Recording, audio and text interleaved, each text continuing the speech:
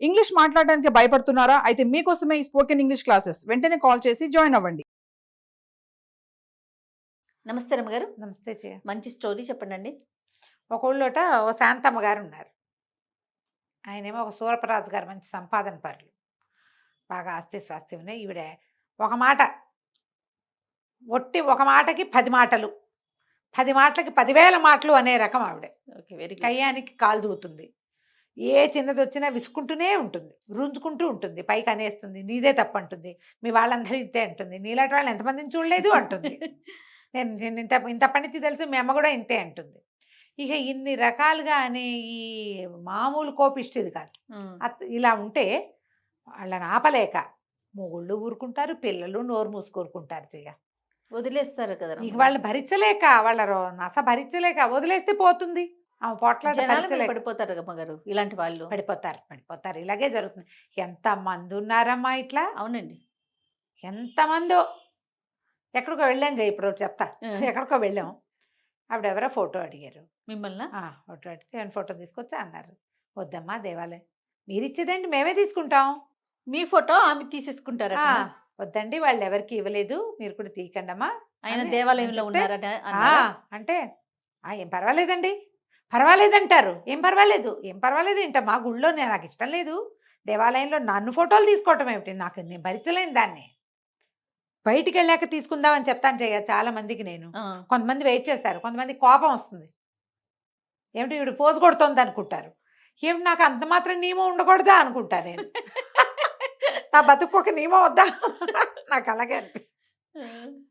వాళ్ళ సంగతి ఎట్లా, నాకు అవమానంగా ఉంటుంది. నన్ను ఇప్పుడు ఏ గౌరవంతో నువ్వు నన్ను ఫోటో అడిగావు, అది నువ్వు నిలబెట్టుకోవాలి, నన్ను కూడా నిలబెట్టుకొని కదా. మీకే నా సెల్ఫ్ ఎస్టీమ్, నాకేం ఉండదు, పాడు వాకు ఉంటుంది కదా, నవ్వొస్తుంటుంది. ఇవాళ ఎంతమంది శత్రువులు అయ్యారు నీకు అని అడుగుతారు మా వాళ్ళు. ఫోటో ఇవ్వకపోతే కుదరదు, అందరూ బయటకు వచ్చాక ఇస్తానమ్మా అని చెప్తా. కొంతమంది పాపం ఉండి ఫోటో కోసం ఆగామండి అని తీసుకుంటారు, ప్రేమిస్తారు వాళ్ళు. నన్ను విమర్శించడం వాళ్ళ ఉద్దేశం కాదు. నాకు యాటిట్యూడ్ అనిపిస్తే నువ్వు నన్ను, నీకు మంచి మాట చెప్పడం ఎందుకు, మంచి మాట చెప్పే వాళ్ళకి కూడా యాటిట్యూడ్. వీళ్ళే ఈ శాంతమ్మ గారు అనమాట.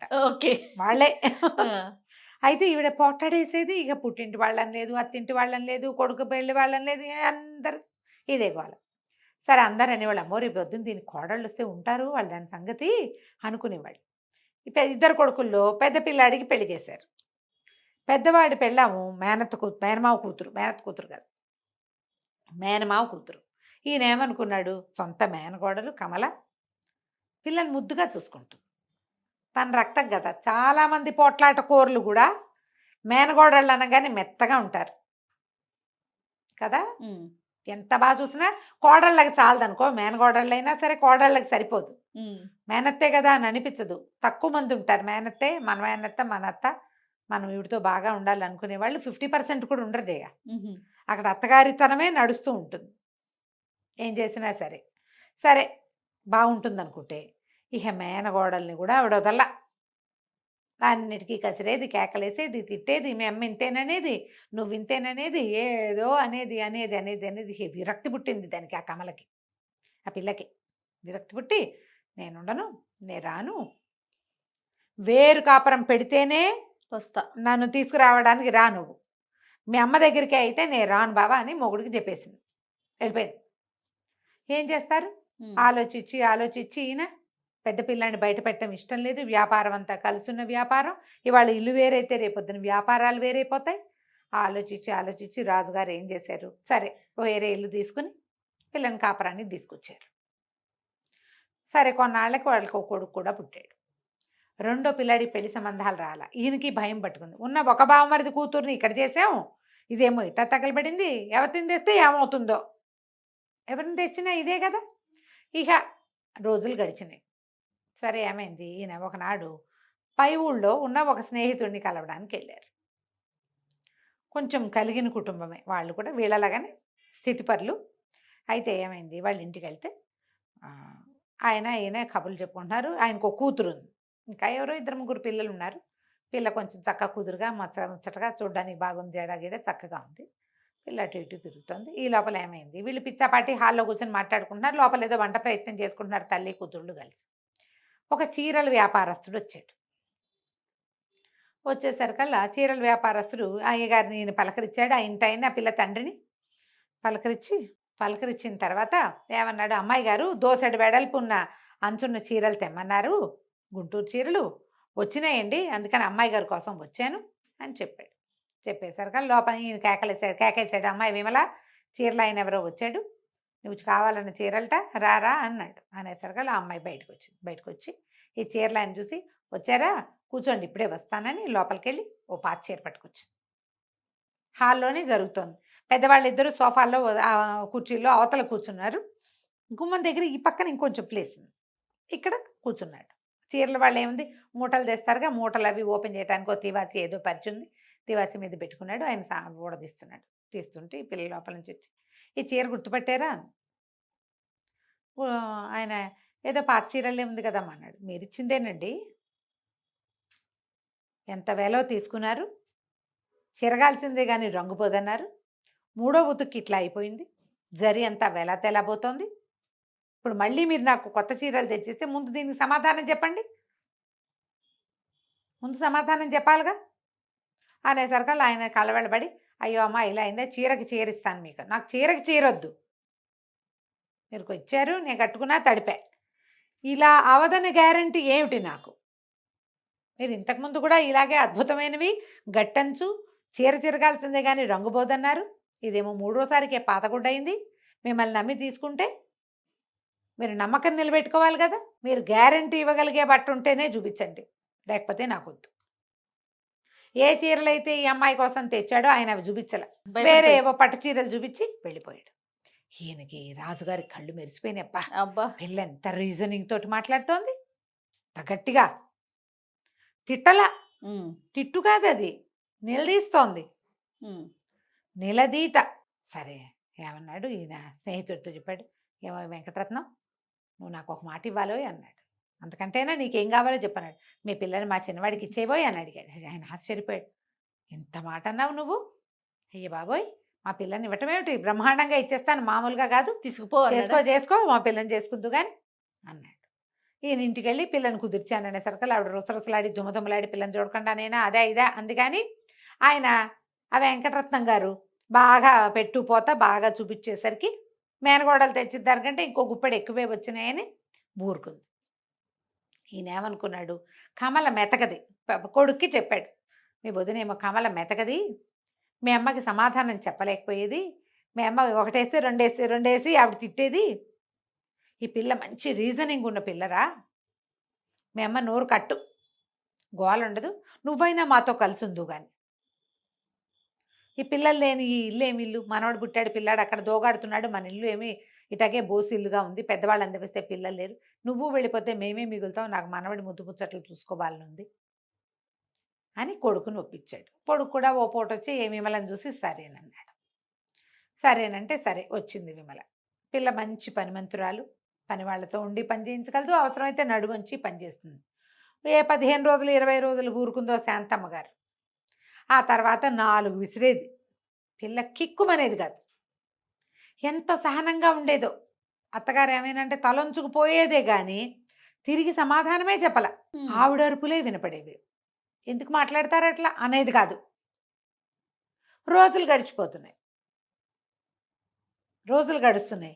ఈయనకి ఆ పెళ్ళం రంకెలు వేసేయటం, వరిచేయటం, కుక్కిన పోయిన పెనల్లే మాట్లాడవు, మూగి ముద్దలాగా మాట్లాడవు అని అంటాం భార్య వింటూ ఉండేవారు.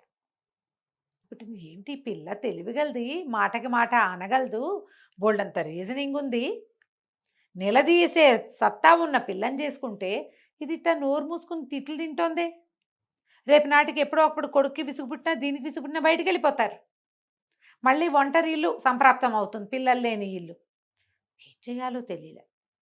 ఒకనాడు ఏమైంది, శాంతమ్మ గారు గుళ్ళో పురాణం ఉందని వినడానికి రోజు వెళ్తుంది.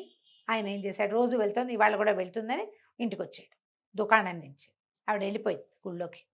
ఈయన కోడల దగ్గర కూర్చున్నాడు, కేకలిస్తాడు. కేకేసి మంచినీళ్ళు తెమ్మ అంటే ఏదో పలహారం తెచ్చింది, మామగారి దగ్గర విసనకర్ర పెట్టి చుట్టూ కూర్చుంది. ఈయన అడిగాడు, ఏమమ్మా నువ్వెంత గట్టిదానివి, ఆ రోజు నువ్వు బట్టల వ్యాపారస్తుడు నేను నిలదీసిన విధానం చూసే కదా పెళ్లి చేసుకున్నా, నేను నిన్ను చేసుకున్నాను, మీ అత్తగారు అట్లా నోటికొచ్చినట్టుగా చెలిగి పారేస్తుంటే నువ్వు నోరెత్తకుండా ఉంటావేమిటమ్మా, ఇంత సహనం ఎక్కడి తల్లి నీకు, వెధవ 2 రూపాయలు పారేస్తే వచ్చే చీరకి అంత నిలదీస్తువి, ఎందుకమ్మా మాట్లాడవు అన్నాడు. అనేసరికల్లా అమ్మాయి అంది, అది కాదండి మావయ్య గారు, వ్యాపారస్తుడితో మనకి వ్యాపార సంబంధాలు అవి, మన డబ్బు దానికి తగిన ప్రతిఫలం.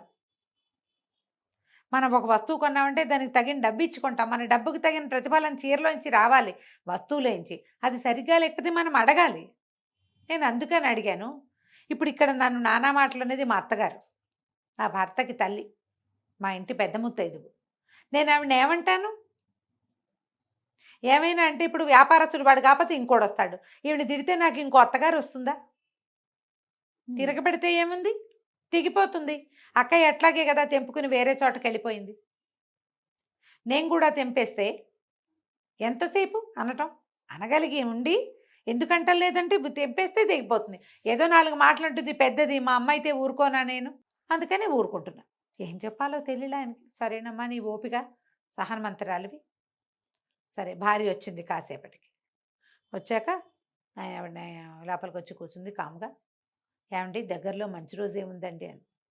నాకేం తెలిసే, నీకంటే మంచి బాగా తెలుసా నాకు అంటే, కాదండి ఒక మంచి రోజు చెప్పు. ఇప్పుడు ఏం చేస్తావు నువ్వు, ఏ శుభకార్యం చేయబోతున్నావు, ఎవరిని తూర్పార పట్టడానికి ముహూర్తం కావాలి నీకు అని అడిగాడు. ఎవరితోటని తగాదా పెట్టుకోవడానికి ముహూర్తం కావాలంటే, కాదండి పెద్ద అబ్బాయిని కోడల్ని మనవడిని ఇంటికి తెచ్చుకుందాం మంచి రోజు చూసి అన్నాడు. అనేసరికి ఏమిటో నీకు ఇలాంటి బుద్ధి వచ్చింది అన్నాడు. ఏం చేయనండి, ఊళ్ళోకి వెళ్ళా, ఇవాళ పురాణం లేదుట, ఇంటికి వస్తే వాకిట్లో కోడలు మీరు మాట్లాడుతున్న మాటలన్నీ వినపడుతున్నాయి, అక్కడే కూర్చుని విన్నాను, ఆలోచించుకున్నాను.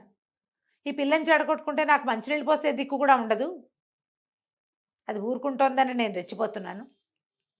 ఆ కాస్త తీరాక ఇంకేముంది అనేసరికి ఆయన మెచ్చుకున్నాడు. పిల్ల ఇది కదా కరెక్ట్గా సరైన ఆలోచన. కోడళ్ళ శాంతమే అత్తగారులకి ఒక్కొక్కసారి ఆహారం కింద ఉంటుంది. అత్తగారి శాంతము కోడళ్ళకి అలాగే ఉంటుందమ్మా.